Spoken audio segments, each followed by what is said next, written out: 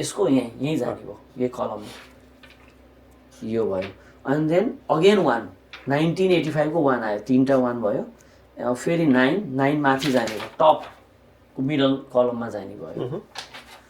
and then 9 फेरि 8 again one more 8 and then 5 उहाँको चाहिँ 1 2 3 4 5 6 7 लेट नम्बर चाहिँ मैले के गरेँ एज इट इज 1 2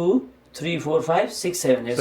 3 वटा 1 छ 1 2 3 यहाँ आयो एज इट इज यो पोजिसन जहाँ छ त्यहीँ आयो एन्ड देन 8 यहाँ छ यहीँ आयो एन्ड देन अगेन 9 यहाँ आयो यहाँ माथि यहाँ छ एन्ड देन 8 फेरि यहाँ आयो दुईवटा 8 भयो अघि एउटा फेरि अनि 5 मिडल बिचमा आयो अब उहाँको ड्राइभर कन्डक्टर नम्बर अनि कुवा नम्बर र एन्जल नम्बर यो चाहिँ उहाँको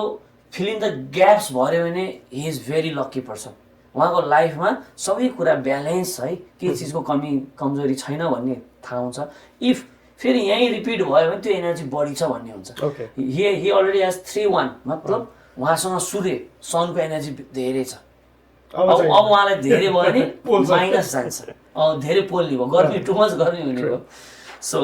9 कहाँ आयो त फेरि त्यहीँ हुने भयो नयाँ बक्स भएन 9 उहाँको ड्राइभर नम्बर फेरि यहीँ आउने भयो 9 फेरि कन्डक्टर नम्बर 6 थ्याङ्क गड भरियो उहाँलाई हेल्प भयो यो सेकेन्ड स्क्रैच यहाँ आयो है अब यसपछि 6 फेरि यहीँ आयो हेर्छ यहाँ र यहाँ भर्दै गयो ज्याकपट जस्तो हुन्छ नि यो स्क्रैच गरेर यो चारवटा कोठा खाली भयो चारवटा खाली भयो द्याट मिन्स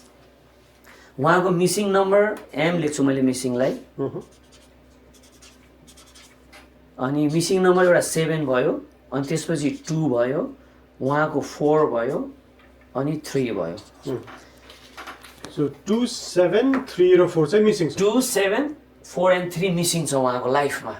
यो चार्ट अनुसारको उहाँलाई भनेपछि यो नम्बरको एनर्जी उहाँको शरीरमा उहाँको लाइफमा त्यसले चाहिँ इफेक्ट दिने भयो कमी कमजोरी हुने भयो उहाँलाई ओके सपोज डक्टरले भिटामिन ए खाऊ भन्दै उहाँसँग भिटामिन ए छैन भने ए को एनर्जी धेरै डी-सी भयो भने